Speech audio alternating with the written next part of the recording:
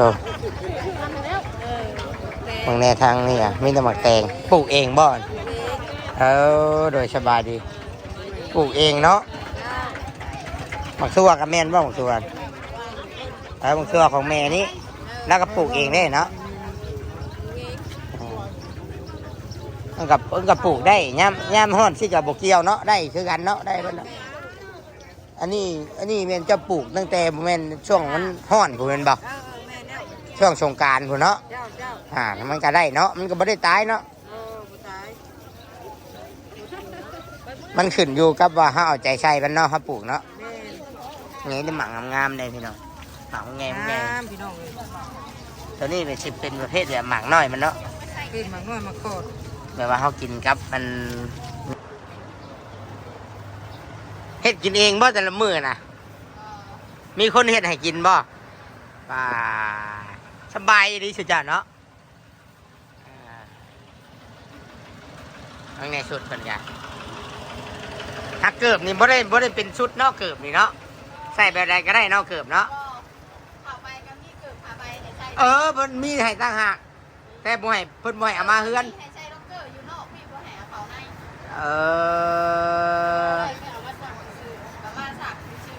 บันมันเปื้อนไอ้ซักไผซักมันหักบนมีขี้พุ่นเนาะอยู่ในส่วนหลายเนาะเปิดแอร์บ่อยู่ใน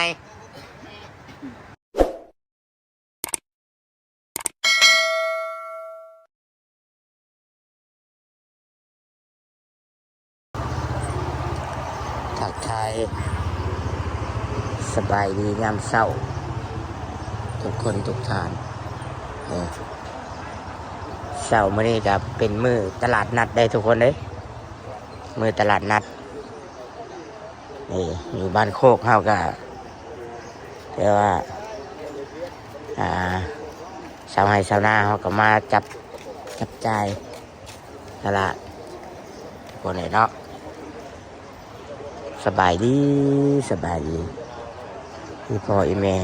สุขคนเด้อบอกว่าสิฝั่งไทยฝั่งลาวแล้วก็ต่างประเทศพี่น้องทุกพ่อกันก็ต้องสิตอนสุดพี่น้องเนาะนี่เห็นบอกมีหมักทั่วเดี๋ยวเราซื้อมายายนี่กันมีหมักทั่วมีผักมีข้าวต้มขนมมีหมักนี่มีอันนี้กับมีอันกระโตกอันนี้เราพิเศษเราสานเองทุกคนอันนี้เป็นวิถีชีวิตของชาวบ้านโคกใหญ่เฮาคันผู้ดุผู้มันก็เขากับปลูกพักปลูกยังได้ขายไปหน่อยแต่ว่าค่อยคุ้นผู้เสียแดงนี่ไอ้ก้อนโอ้ตัวไปจื้อแก้วแล้วไปละสบายดีตัวจะมาใช่ดิซื้อลูกชิ้นเนี่ยซื้อไปลูกชายนี่เพิ่นเอาไปกินโรงเรียนบ่เรากินไม่ได้กินในตัวกินแบบลูกชิ้นฮอทดอกกินมีกินอย่างนั้น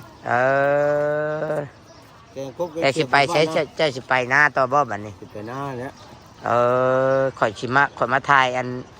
ก็เห็นเพิ่นขายหมึกตอกหมึกแตงขายผักขายอย่างคนมันโคกครับบ่มันโคกเขานี่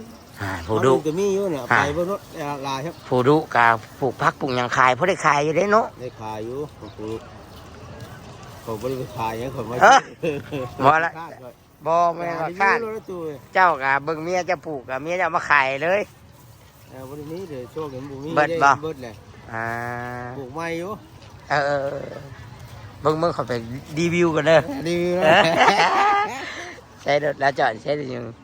จะเพื่อนมันบ่ได้ทุกคนจะถือว่าสิมาถ่ายภาพ บรรยากาศนี่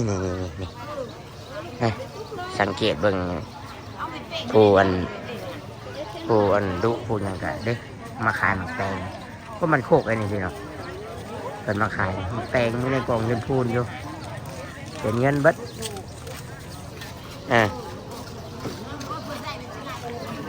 บางในกล่องอันนี้ก็เป็นอีสังกล่องตัวนี้เป็นอย่างก็กล่องอันนั้นมังหุงแล้วก็จังหัวคาหมดแดง แล้วเอามาขายทางในกับบุกนี้ทางในก็ได้มีแต่พักเป็นอย่างได้โอ้ทางแนทางนี่อ่ะมีแต่หมักแตงปลูกเองบ่อนโดยสบายดีปลูกเองเนาะหมักซัวกับแม่นบ่หมักซัวหมักซัวของแม่นี้แล้วก็ปลูกเองได้เนาะมันกับปลูกได้ย่ำห้อนสิกับบกเกี่ยวเนาะได้คือกันเนาะได้เพิ่นอันนี้แม่นจะปลูกตั้งแต่แม่นช่วงมันห้อนผู้แม่นบ่ช่วงสงกรานต์ผู้เนาะมันก็ได้เนาะมันก็บ่ได้ตายเนาะมันขึ้นอยู่กับว่าเฮาเอาใจใส่มันเนาะเฮาปลูกเนาะนี่ได้หมักงามๆเลยพี่น้องหมักงามพี่น้องตัวนี้เป็นสิเป็นประเภทแบบหมักน้อยมันเนาะกินหมักน้อยหมักโคตรแบบว่าเขากินกับมันเนื้อเสร็จกับลาบกับตำกับหยังนะทุกคนนี่หมักแตงน้อย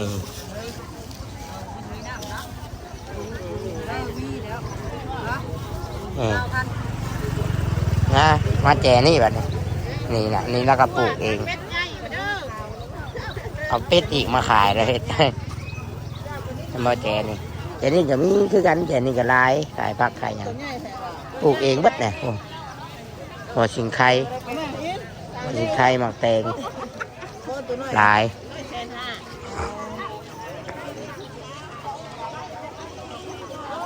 ทางในอยู่ไปที่เจาะกระเพาะได้เลาะได้นี่ปูนกองนั่นกับกองมักไงนึงโอ้ลายพี่เนาะลายมันมาขายเดี๋ยว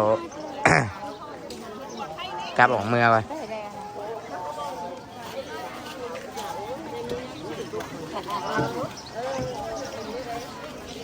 อันนี้เพิ่นบริปลูกเองเพิ่นซื้อมาขายอันนี้ประเภทหมากไม้ขายคลิปอ่ะอันนี้เป็นมือตลาดนัดนี่แต่ละคนก็จอดเดินเงินตุชิดนี่จะมาเป็นบอลจอดรถนะพี่น้องจะมาเป็นบอลจอดรถให้เพิ่นเนาะ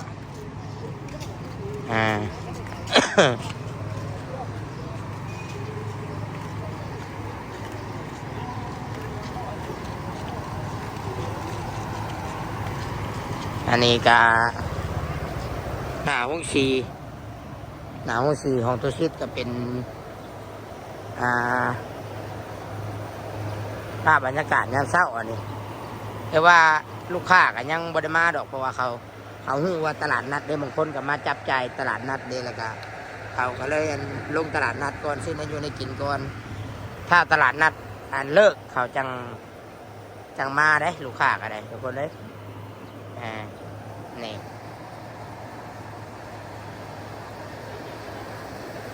ี่อันนี้ก็เป็นพนักงานโรงงานนิคอนโรงงานกล้องอะไรนี่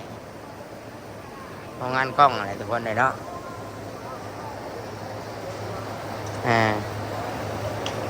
มื้อนี้คำแล้วเรียกนะสีชวนตุกกวงไปหาจ้ะเด้อรีวิวสบู่เลยเขาจะเอาไปให้อยู่หน้าเด้อ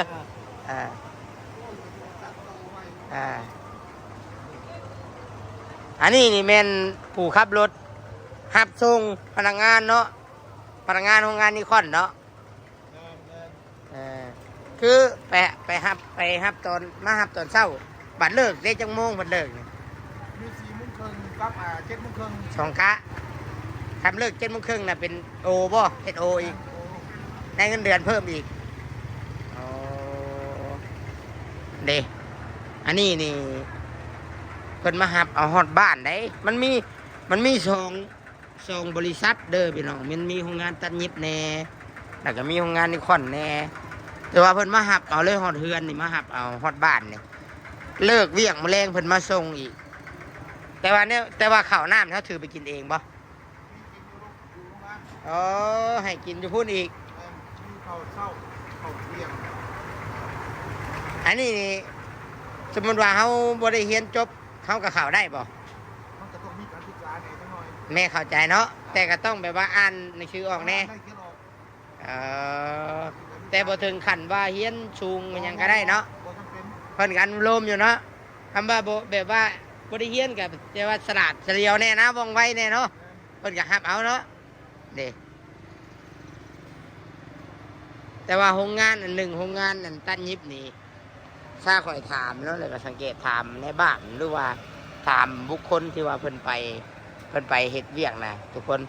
คือว่าเพิ่นว่าบ่ได้เฮียนก็เอารับเบิดอ่ะนะโรงงานตัดยิบนะคือบ่เห็นเพิ่นมามื้อนี้เนาะเพิ่นพักบ่ ยังบ่ได้ออกยังบ่ได้ออก เพิ่นลงพุ่นบ่ สงสัยอยู่พุ่นนะ โรงงานตัดยิบนี่แม่นเพิ่นสิเพราะว่าคนหลายเด้เพิ่นสิชัดลงพุ่นก่อนเพิ่นสิชัดลงพุ่นก่อนเพิ่นสิชัดลงลุ่มพุ่นแหละแล้วบางทีเพิ่นก็มาแวะเอาอยู่นี่อันนั้นผู้ชายผู้หญิงเด็กๆน้อยๆฮับเบิดอันน่ะเนาะถือว่าเพิ่นให้โอกาสนะอันน่ะเงินเดือนก็สูงพอสมควรอยู่ได้อันนั้นก็ยามแรงเพิ่นก็มาส่งอันน่ะพี่น้องขึ้นอยู่กับเฮาว่าเฮาสิดุบ่ตอนนี้บัดนี้เนาะแบบว่าผู้ใดที่ว่าวัยรุ่นบ่ขึ้นใหม่บ่มีเวียกหาเลาะลิ่นน้ำกลางบ้านนี่ก็ตัดสินใจได้ไปเฮ็ดเวียกนี่ก็มีเงินเก็บได้สิออกแล้วบ่นี่ชุมเจ้านี่สิไปแล้วบ่นี่จักโมงเขาเวียก8 โมง เรียกฮะ7 โมง45 อ๋อ เริ่มออกบ้าน7 โมงครึ่ง มีจักคนมันโคกเฮานี่ มันโคงเขามี8 คน 8 คนดิได้8 คนเพิ่นอันนี้สิเพิ่นสิเป็นระเบียบแน่ได้ว่าเรื่องยูนิฟอร์มพี่น้องหรือว่าการแต่งตัวเพิ่นเครื่องนี่มันสิเป็นชุดของเพิ่นเนาะมันสิเป็นชุดที่ว่าเป็นชุดโรงงานเพิ่นเลยโดยเฉพาะเลยใช่นี่โรงงานตัดเย็บอันนี้นี่โรงงานตัดเย็บนี่มาได้นี่เด้ รักเข้าสวรรค์เขต รักเก้าสวรรณเขตแต่ว่าเพิ่นก็เอาอันรถบ้านโคกเองเนาะเพราะว่ามันจะใกล้เด้แต่ว่าแจ้งมาได้เอาไปส่งค่ำเลยฮะมาแล้วก็แบบว่าบ่ได้ลบเข้าลบออกเด้ตะกี้เอาคนทั้งนอกแหละมันน้ำมันมันบ่ไหวเนาะก็เลยว่าบ้านตัวเองเนี่ยมันได้เปรียบกว่าพี่น้องเพราะว่าตื่นมาแล้วมันเลาะเอาแล้วก็ค่ำมาแล้วก็กลับมาสิมาแล้วก็มาเนาะมาเลยบ่ได้ออกไปอีกสินะนี่เพิ่นมาเลยแม่นได้เพิ่นมาเลย คน3 เดี่ยว คือเจ้านี่ลบออกลบเขาเนาะ 3 เดี่ยว บ้านอื่นเด้ลบออกลบเข่าได้แล้วนี่ลบออกลบเข่าแต่ว่าเพิ่นก็มีแก้ไขปัจจัยอยู่ดอกเพิ่นก็ทางบริษัทเพิ่นฮู้เด้เนาะเพิ่นฮู้ว่าแบบว่าเราเป็นคนเซโนหรือว่าเจ้าเราอยู่เซโนบัดนี้พี่น้องเซโนก็คือบ้านอยู่นอกเพื่อได้สิเขามาเอาเนี่ยเราต้องกลับบัตรมาเนี่ยเนาะบัตรมาห้องมาส่งนี่เราต้องกลับออกเมื่อคืออันนี้เรามาส่งแล้วก็นอนอยู่เพื่อนเราเลยนี่คันนี่แม่นเด็กโบแม่นนั่นเด็กน้อยยืนอยู่นั่นกับโบแม่นไปทำงานตัดยิบไปจัก ไปกระเป๋าแล้วนั่นแหละ เด็ก2-3 คนนี่ยันแม่ไปจักยืนอยู่นั่น ตัดทั้งพุ่นเรียนอยู่ ยืนถ่ายอยู่เนาะอยู่ข้างหน้าผู้เนาะคะแนนว่าดุนะเนาะคะแนนว่านั่นแน่นแม่นได้นี่ทำงานตัดยิบอันนี้ขนาดน้อยๆหนึ่ง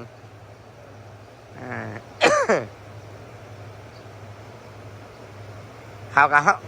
เฮียนบ่ได้จบเลยนี่บ่ได้เฮียนบางคนน่ะเพิ่นก็เอาได้นี่ไปได้นี่ คนก็ไปเรียนคนข้ามเปิดโรงเรียน ม โรงเรียนขอโรงเรียนเขายังไม่ได้ปิดเลย แม่นอันนี้คือเขาบ่ได้เฮียนนี่เด็กน้อยๆยังได้เขาก็ไปเฉยเวียกมันบ่ได้เวียกนักเนาะเวียกตัดยิบเนาะเอาแม่นเวียกแบกเวียกย่อเด้เท่านี้โมเมนต์เราไปแล้วหาโน่นลิ่นเที่ยวคงจะ เขาไปส่งกระแลมออกมาแถวนั้นนี่อยู่บนซ้ายบนตรงต่ำอยู่บนซ้ายนี่ เพราะเราไปเลยนอนถ่าฮับเขาเลยบอก คันเรามีเนี่ยทำผิดแล้ว แล้วก็มาก่อนเนาะ เราบุมีเราก็นอน คำว่าน้ำมันมันได้เนาะมันเบิดน้ำมันได้เพื่อสิกลับมาเราสิไก่กว่าเจ้าได้นี่ สวรรค์ดูได้เราน่ะ เอาไปเทโน เรานี่สิประมาณ30ปลายได้นี่คันนี้เรานี่ไป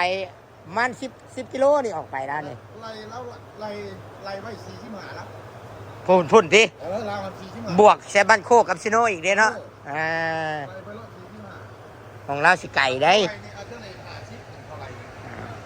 อาจจะเลย ไล่ค่าเงินให้นะบ่ นั่นแหละ ไล่เป็นลักกิโลให้บ่นี่ เขาไล่เป็นเลข เป็นเลทหาชิก็ทำไปที่ไหนกันเจ้า ไม่ได้เห็นบ่ฮะ ลุงร่างยากเลยเนาะ ฮะ ทีนี้นี่คือโรงงานกล่องมันเท่าไหร่จะเอาเลยครับที่นี่ก็ทำไปที่ไหนเจ้า ไปกลับนะบ่ไปกลับบ่รวมบวกกันบ่30 ระยะยาวนี่30 กลับรอบเดียวนี่บ่ เอาไปกับไปกลับ60บ่อะไรนะบ่ 2 เที่ยว อันนี้โมเมนต์ไล่ไปกลับเป็น100ไอ้คันนี้เนาะ100กิโลพี่น้อง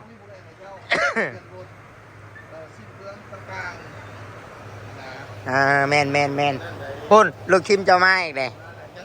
ยังอีกผู้หนึงเนาะหาคนได้ลามาแต่ว่าเพิ่นจะเป็นระเบียบได้ของงานกล้องเห็นบ่สุดเพิ่นนี่พอจะเป็นสุดของเพิ่นเลยได้นี่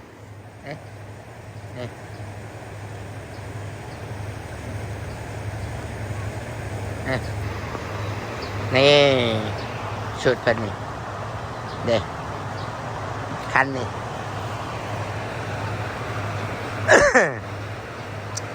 โอ้แต่ว่าสิสบายได้พี่น้องโรงงานกล้องนี่เพิ่นสิได้กินข้าวเที่ยงอยู่พุ่นมีอันห้องอาหารให้กินเลยเนาะนี่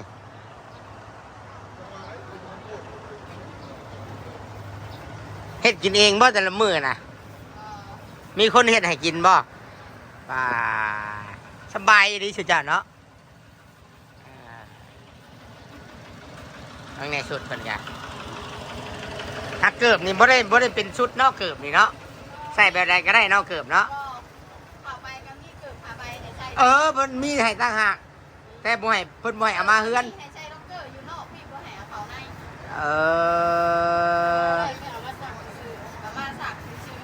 บันมันเปื้อนได้ซักไผซักมันหักบ่ได้มีขี้พุ่นเนาะอยู่ในส่วนหลายเนาะเปิดแอร์บ่อยู่ในว่าชุดจ่าจังขาวเนี่ยเนาะชุดจ่าสบายดิชุดจ่าเฮ็ดเรียกอยู่ห้องแอร์ได้นี่ยังผู้หนึ่งบ่แก่งเจ้ายังผู้หนึ่งเนาะแก่งเขายังมาบุคคบเลยพี่น้องไม่พลอยแล้วไงแล้วชื่อไม่เด้อไม่พลอยแล้วเนี่ยนี่มันเหียนเลยไม่พลอยแล้วไง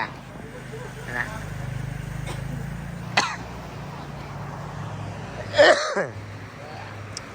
นี่อันนี้ถือว่าโรงงานตัวนี้นี่ถือว่าเด็กน้อยแล้วก็บ่ถึงขั้นน้อยดอกผู้ใหญ่อันผู้ชายผู้หญิงนี่ฮะเบิดผู้ชายนี่เพิ่นแห่งมักสูงใหญ่เข้าดีบ่หรือว่าแข็งสุขภาพแข็งแรงเพิ่นแห่งมักอันนี้เนาะถือว่าให้นำเจ้าดุอ่ะนะพี่น้องว่าง่ายๆซะให้นำเจ้าดุบ่สิซะให้นำเจ้าดุเจ้ามันเจ้าไปเจ้าก็ได้เวียกเจ้าขี้ข้านเจ้าก็บ่ได้หยังชาตินี่ก็บ่ได้หยังดอกเนาะนี่หมอนี่วิชายนี่ตัวก็ไปบ่ทำตัวเฮ็ดแผนกยังกันนะฮะแผนกยังแผนกยิบบ่ฮะงานที่นอน เฮ็ดบ่อนอนโอ้หมอนี่เฮ็ดบ่อนอนนี่เนาะผู้หญิงบัดนั่งนอกผู้ชายบัดนั่งอยู่ในเนาะมาก็ไปน้ำบ่ดิว้าหมามันเห็นเรียกบ่นี่นะว้าบักบ่หรืออีนี่ฮะตัวแม่บ่อีนี่มันก็ไปคือกันบ่นี่มาแพ้นี่นะมาเจ้าของรถบ่ฮะเอามันไปน้ำมันหลีบ่นี่นะเนี่ยจะไปลามันลงบ่มึงลงมาไปแฉมึงไปน้ำนั่นเขาจะไปเฮ็ดเวียกลงมาแม่แล้วเคยเอาไปนำบ่จากคนนี่ไปนี่คือน้อยแท้นี่เต็มบ่รถนี่เขาออกเบิดแล้วบ่เรือ5-6 คนมันบ่คือขึ้นเนาะออกย้อนหยังพี่น้องออกย้อนว่ามันยามนาแล้วเนาะออกย้อนว่ามันยามนาแล้วเขาออกมาเฮ็ดนาแล้วเขาเกี่ยมเฮ็ดนาถ้าว่ายามแรงนะเขาก็โอ้เต็มรถอันนี้นะคือว่ายามหน้าแหละเขาออกแล้วคือว่าเขาออกเห็ดหน้าก่อนเนาะแหละว่ายามอันนั่นกับเขาจังยามแรกเลยเขาจังนั่นอยู่หน่อยเนาะเขาจังกลับมาเฮ็ดอีกถ ถ่ายบรรยากาศให้เบิ่งยามเช้าทุกคนเนาะตลาดนัดเนาะแล้วก็ถ่ายความดุมันถ่ายความดุมันของพี่น้องชาวบ้านโคกใหญ่ให้เบิ่งเนาะส่วนใหญ่ส่วนหลายคนที่แบบว่า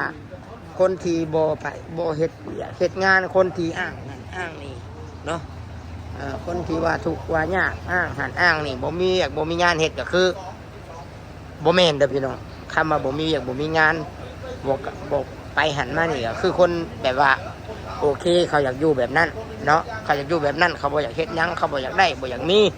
คันคือคนอยากได้อยากมีนี่เขาต้องดิ้นรนนี่แต่น้อยนี่เขาก็ไปผู้หญิงผู้หญิงเขาก็ไปพี่น้องเอ้ยเนาะเขาบ่ได้ติเวียกติงานเขาบ่ได้ว่าย่านว่าเฮ็ดบ่เป็นบ่เคยไปเฮ็ด เฮ็ดบ่เป็นเพิ่นก็สอนให้นี่เล็กน้อยนี่มันบ่มีให้เป็นดอกเฮ็ดเวียกพี่น้องอันดับแรกตอนแรกแบบเดียวครับเขาขับรถเขาหลินโทรศัพท์บ่เราเห็นอันนี้ครั้งแรกนั้นมุ้ยให้เป็นดอกเขาสอนให้เนาะการที่อ้างนี่นั่นคือบอกง่ายว่าโอเคเขาบ่อยากไปใส่เขาบ่อยากมีชีวิตที่ดีขึ้นเขาบ่อยากมีอนาคตแค่นั้นเองเนาะกับปล่อยพี่น้องเองเนาะกับปล่อยเป็นชีวิตของเขาอะนะบางคนพี่น้องเขาก็เห็นแต่บางคนอยู่ในบ้านนี่พวกที่บ่ได้คุณภาพก็หาเลาะและเฮ้ยสูบยาเมาอะไรพี่น้องเอ้ยเนาะเห็นอยู่กับหลายคนอยู่เนาะแต่ว่าบางคนก็สูบกะเขาสูบเขาก็ดุกับมันเลยเขาเห็ดให้เห็ดหน้าเห็ดหัวเห็ดสวนคือว่าแหละเนาะพี่น้องแซมนี่แหละชีวิตของมนุษย์ผู้ดีผู้ชั่วปะปนกันไปผู้ดุผู้คาดเนาะโอเคพี่น้องสำหรับคลิปนี้ตัวชิดก็ชิดได้ขอตัวคลิปเด้อพี่น้องเด้อลาไปก่อนพี่น้องพ่อๆกันคลิปหน้าคลิปต่อไปพี่น้องสบายดีพี่น้อง